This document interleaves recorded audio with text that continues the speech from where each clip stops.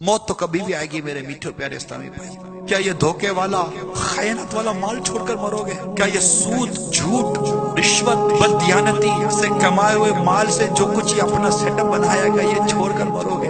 کیا ہمیں قبر کے سوالات کے جوابات نہیں دینے؟ کیا ہمیں نزعہ کے عالم سے گزرنا نہیں ہے؟ کیا وہ گھڑی نہیں آئے گی کہ کسی کی آنکھیں چھت سے لگی ہوئی ہوگی، بستر پر وہ لیٹا ہوا ہوگا، عزیز رشتے دار ناز اٹھانے والے کمرے کی دیواروں سے افسردہ ٹیک لگا کر کھڑے ہوئے ہوں گے، آنکھوں سے آنسو بہ رہے ہوں گے کہ عین قریب ابھی ان صاحب کی روح قبض ہونے والی ہے، اور وہ اپنے بستر پر لیٹا، نہ اس کی زبان کام کر رہی ہوگی، نہ ہاتھ کام کر رہا ہوگا، عقل کام کر رہی ہوگی. اس وقت سوچ رہا ہوگا کہ ہائے میرے وہ بنگلے، ہائے وہ میری کاریں، ہائے وہ میرا بینک بیلنس، ہائے یہ میرا بزنس، ہائے میرا یہ مکان، ہائے میرا یہ سیٹ اپ، ہائے میرے بدن پر یہ موجود حرام کی روزی سے کمائے ہوئے کپڑے. مگر اس وقت کسی کو بولنے کی طاقت نہیں ہوگی، نزاع کا عالم ہوگا، روح قبض ہو رہی ہوگی، جان رہے ہوں گے نہ یہ کپڑا میرے پاس رہے گا، نہ یہ مال میرے پاس رہے گا، نہ یہ کار میرے پاس رہے گی، نہ یہ موٹر سائیکل میرے پاس رہے گی، نہ یہ بزنس میرے پاس رہے گا، نہ یہ نوکری میرے پاس رہے گی، نہ یہ اہل و عیال میرے بیوی بچے میرے پاس رہیں گے.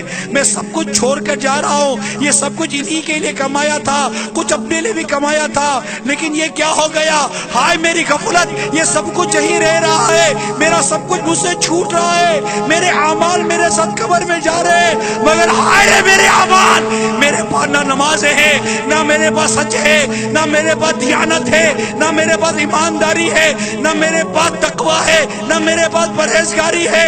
یہ سب کچھ تو میں سنتا تھا لیکن اس پر عمل نہ کر سکا تھا. میں دنیا کی ہی عیش و عشرت، دنیا کی ہی مستی میں کھویا رہا. مجھے کیا عجب، مجھے کیا پتا تھا کہ اچانک میں یہ بستر پر پڑ جاؤں گا؟ مجھے کیا پتا تھا کہ اچانک میرا ہارٹ اٹیک ہو جائے گا؟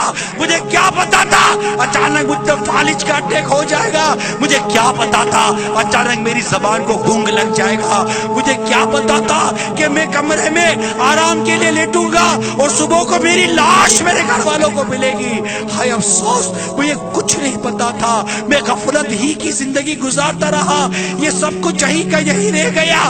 یہ مجھے اٹھا کر کہاں لے کے جا رہے ہو؟ اے میرے ناز اٹھانے والوں، اے میرے بچوں، مجھے کیوں قبرستان لے کے جا رہے ہو؟ مجھ پر خیانت کا بار ہے، مجھ پر دھوکے کا بوجھ ہے، نماز قضا کرنے کا بوجھ ہے. تو مجھے قبر میں ڈال دو گے، فرشتے مجھ سے سوال کریں گے، میں کیا جواب دوں گا؟ میرے پاس نیکیاں نہیں ہے، میرے پاس اعمال نہیں ہے، میرے پاس پرہیزگاری نہیں ہے. یہ ساری دولت یہی رہ گئی، سارا مال یہی رہ گیا، سارا منصب یہی رہ گیا، ساری عزت یہی رہ گئی، ساری شہرت یہی رہ گئی. ہائے افسوس، یہ کیا ہو گیا؟ میرے بدن سے یہ قیمتی لباس اتار کر یہ کوڑا لٹھا مجھے پہنا دیا گیا، مجھے غسل دیا جا رہا ہے. مجھ میں ہلنے کی طاقت نہیں، مجھ پر مکھی بیٹھی ہوئی ہے، مجھ پر ہلانے کی سخت نہیں.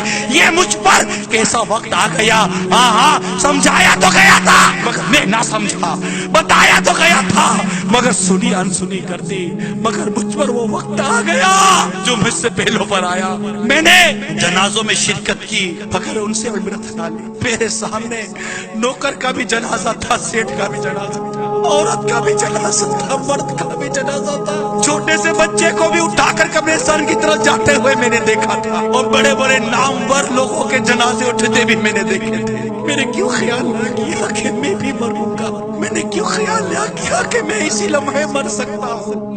رشوت، سود، خیانت کے ساتھ روزگار کمانے والوں، ذرا سوچو تو صحیح. اللہ سے توبہ کیے بغیر، حقداروں کے حق لوٹائے بغیر، سچی توبہ کیے بغیر، خلاصی کروائے بغیر اگر قبر میں چلے گئے اور پوچھا گیا بتائیے تو نے کیوں کیا، کیا کہو گے؟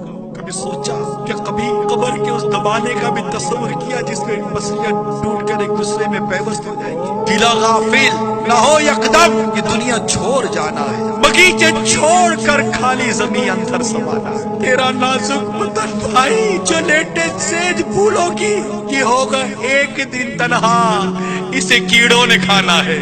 تو اپنی موت کو مت بھول کر سامان چل.